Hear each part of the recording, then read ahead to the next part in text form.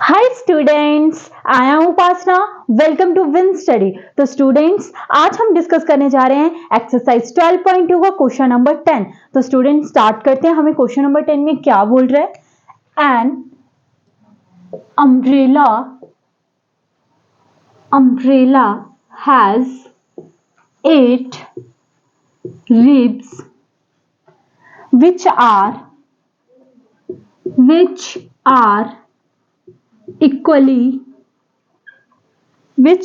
equally spaced, assuming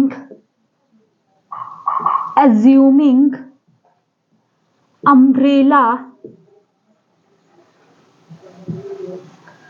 to be a flat circle of radius 45 centimeter. Find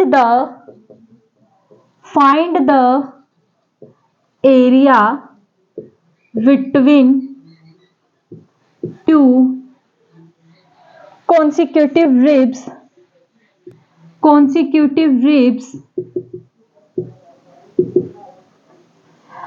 of the umbrella। ठीक है students, अब देखिए, पहले आपको क्या करना है, क्वेश्चन को अच्छे से रीड कर लेना है। क्वेश्चन में आपको बोल रहा है an umbrella has 8 ribs which are equally space. अब अम्ब्रेला तो सबने देखा ही होगा। अब ये मत कहिएगा कि मैम हमें नहीं पता अम्ब्रेला क्या होता है। जब बारिश होती है सबको अम्ब्रेला की जरूरत पड़ती है। तो बस स्टूडेंट्स, ये उसी ही अम्ब्रेला की बात हो रही है जो आपको बारिश में काम आती है, और कईयों को तो धूप में भी काम आता है ये अम्ब्रेला। ठीक है, तो देखिए स्टूडेंट्स, इस तरीके से आपका जो अम्ब्रेला होता है इस तरीके से होता है। जिस तरीके से मुझे बनाना आता है मैं वैसे बना देती हूँ। इस तरीके से एक अम्ब्रेला बनाया जाता है, और इस तरीके से उसके ऊपर इक्वल पार्टीशंस होती है। ये मैं आपको रफली समझा रही हूँ कि इस शेप का ही होता है अम्ब्रेला। ठीक है, लेकिन इन्होंने क्या बोला, बोलता है एक अम्ब्रेला है। ओके, हम इमेजिन कर लेते हैं कि एक अम्ब्रेला है और उसकी 8 रिब्स हैं। 8 रिब्स का मतलब जैसे ये 1, ये 2, ये 3, ये 4, ये 5, ये 6, ये 7, ये 8, इस तरीके से 8 रिब्स है। चलो ठीक है, बोलता है विच आर इक्वली स्पेस। अब देखिए, जैसे मान लो ये इस तरीके से छाता होता है ना, जो भी है, तो जैसे मान लो एक रिब्स इतनी है तो इतना, ये इतना, मतलब हर एक में जो स्पेस है वो इक्वल है। समझ गई? इसका मतलब ये है कि इनके बीच में जो स्पेस है बेटा वो क्या है, इक्वल है, क्योंकि उन्होंने लिखा विचार इक्वली स्पेस्ड। बोलते हैं एज्यूमिंग। अच्छा ठीक है, एज्यूम मतलब इमेजिन कर लेते हैं कि umbrella to be a flat circle, कि अम्ब्रेला क्या एक, जब उसको आप ऐसे ओपन कर दो तो वो एक फ्लैट सर्कल की तरह है। हालांकि ऐसे होता नहीं है, अम्ब्रेला कर्व्ड होता है आगे से, है ना, झुका होता है। अगर वो फ्लैट का होता तब तो बारिश से हम बच ही नहीं पाते कभी। लेकिन इन्होंने हमें खुद बोला है कि आप एज्यूम कर लीजिए कि जो अम्ब्रेला है वो क्या है बेटा, फ्लैट सर्कल का है। अब फ्लैट सर्कल यानी कि इस तरीके की बात कर रहा है, ये एक सर्कल की बात कर रहा है। ठीक है, हम फ्लैट सर्कल की बात कर लेते हैं।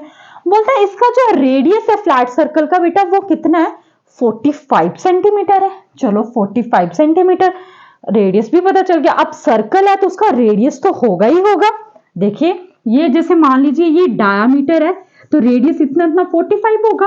और 8 रिब्स बताइए, ये 2, ये 3, ये 4, ठीक है, और एक इस तरह से कर देते हैं। तो 1 2 3 4 5 6 7 8, ये तो ज्यादा होगी एक, तो हम एक कट कर देते हैं इस तरीके से। 1 2 3 4 5 6 7 8।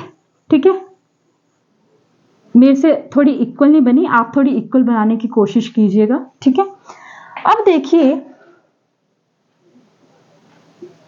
मैं एक बार इसको दोबारा से बनाने की कोशिश करती हूँ।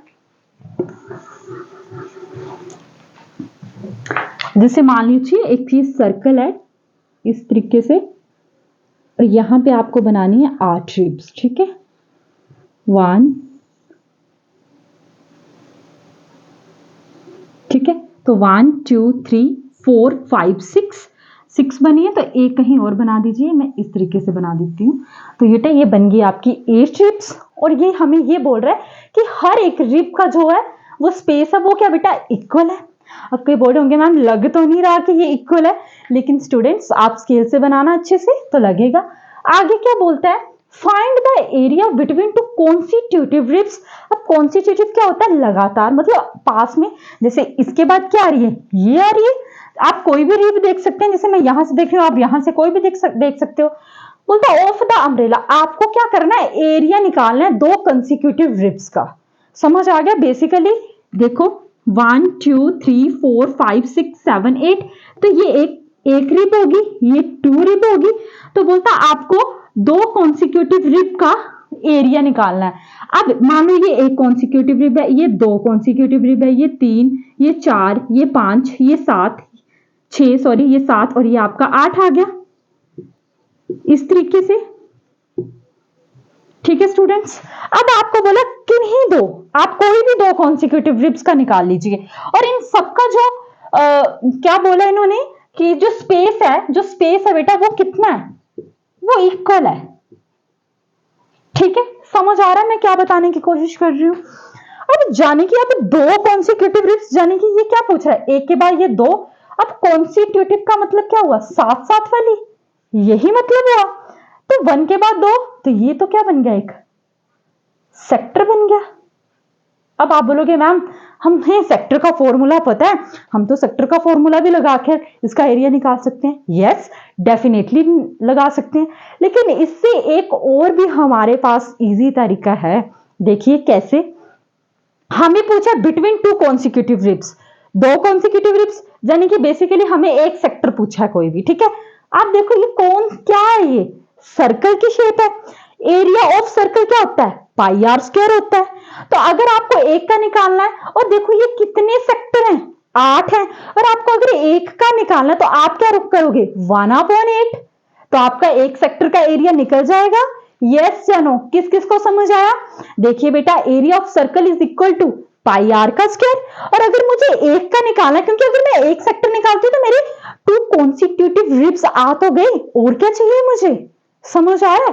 तो लिखिए बेटा एरिया बिटवीन टू कॉन्सिक्यूटिव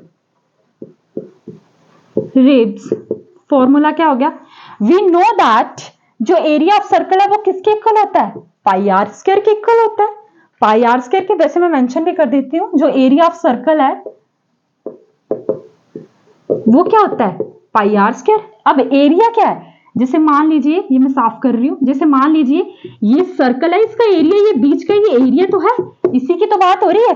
और अगर मुझे 8 रिब्स में से किसी एक का निकालना है तो मैं 1/8 कर दूंगी, मेरा आ जाएगा एक का। अब देखिए क्या फॉर्मूला लगाएंगे हम, 1/8 pi r square. Pi r square क्या है, ये पूरे सर्कल के लिए लगा है, 1/8। अब देखो गिवन में दिया हुआ है आपको क्या, रेडियस कितनी दी है, 45 सेंटीमीटर दी है। ठीक है स्टूडेंट्स, तो पाई की वैल्यू 22/7, रेडियस देखो 3.14 लेने को तो नहीं बोला, नहीं बोला हुआ, इंटू 45 इंटू 45। ठीक है बेटा, आगे 2 4 जा 8, 2 11 जा 22। अब देखिए 11/28 मल्टीप्लाई 45 मल्टीप्लाई 45। अब मैं करती हूं 45 को 45 के साथ मल्टीप्लाई, तो 5 5 जा 25, 2 बचे, 5 4 जा 20, 2 22, 4 5 जा 20, 2 बचे, 4 4 जा 16, 18, ये कितना आ गया 5 2 10, और ये कितना आ गया 2। तो यानी कि 11 इंटू 2025/28 यही आया। अब 11 को भी करना पड़ेगा मुझे मल्टीप्लाई, तो 2025 को 11 के साथ मैं क्या करूंगी मल्टीप्लाई, 1 5 जा 5, 1 2 जा 2, 1 0 जा 0, 1 2 जा 2, 1 5 जा 5, 1 2 जा 2, 1 0 जा 0, 1 2 जा 2, ये 5 7 2 2 2, कितना आ गया बेटे 2275, सॉरी 222 है, ठीक है 2275/28। समझ आया यहां तक, यस या नो, आया समझ। ठीक है। अब देखिए 2275 को मुझे क्या करना है बेटे, डिवाइड करना है। तो मैं डिवाइड करके बताती हूं आपको अभी।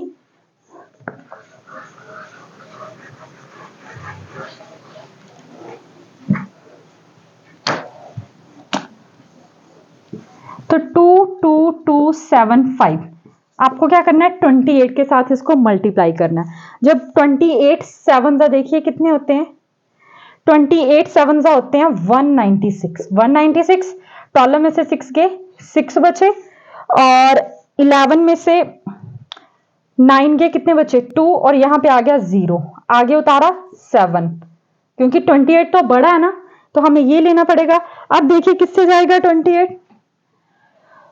28 9 देखिए, 9 8 72, 7 बचे, 9 2 18, 19 20 21 22 23 24 25, 25 आ गया। तो यहां पे लिख लीजिए, यहां पे आ गया 9, यहां पे लिखो, स्पेस कम है, यहां पे लिखो 2 5 2, 7 में से 2 गए, 5 6 में से 5 गए 1, ये आ गया 0, आगे से उतारा 5। अब देखिए किससे जाएगा 28, 28 के टेबल में किससे जाएगा, 5 से करके देखें। 28 5 8 40, 4 बचे, 5 2 10 14, कितना आ गया 140। तो ये कितना आ गया बेटे 140, ये 5, ये 1 और ये 0। अब यहाँ पे पॉइंट लगेगा और यहाँ पे आ गया 0, ये फिर 5 से जाएगा, कितना आ गया 140 और 0, ये आ गया 10। अब उसके बाद एक 0 और लगानी पड़ेगी। वैसे तो ये चलो पॉइंट के बाद 2 टर्म्स तो देखनी पड़ती है ना। अब देखो 28 3 कितने होते हैं, 3 8 24, 2 बचे, 3 2 6 8 84। तो ये आ गया 380 84, 10 में से 4 गए 6, और यहां पे आ गया 1। अब आगे करने की जरूरत नहीं है क्योंकि आपके पास पॉइंट के बाद 2 टर्म्स आ चुकी हैं, तो ये इनफ है। ठीक है, तो किसमें था ये आपका, सेंटीमीटर में था, रेडियस, यस। तो आपका जो एरिया आएगा बेटा वो भी किसमें आएगा, सेंटीमीटर स्क्वायर में। तो 79795.53 सेंटीमीटर का स्क्वायर एरिया हमेशा किसमें आता है बेटा, सेंटीमीटर स्क्वायर में ही आता है। समझ आ गया बेटा, इजी था क्वेश्चन। तो आई होप स्टूडेंट्स कि आपको मेरा ये वीडियो पसंद आया होगा। अगर आपको मेरी वीडियोस अच्छी लग रही हैं तो प्लीज मेरे चैनल को सब्सक्राइब करें, अपने फ्रेंड्स के साथ भी जरूर शेयर करें। And thank you so much मेरी वीडियो को देखने के लिए।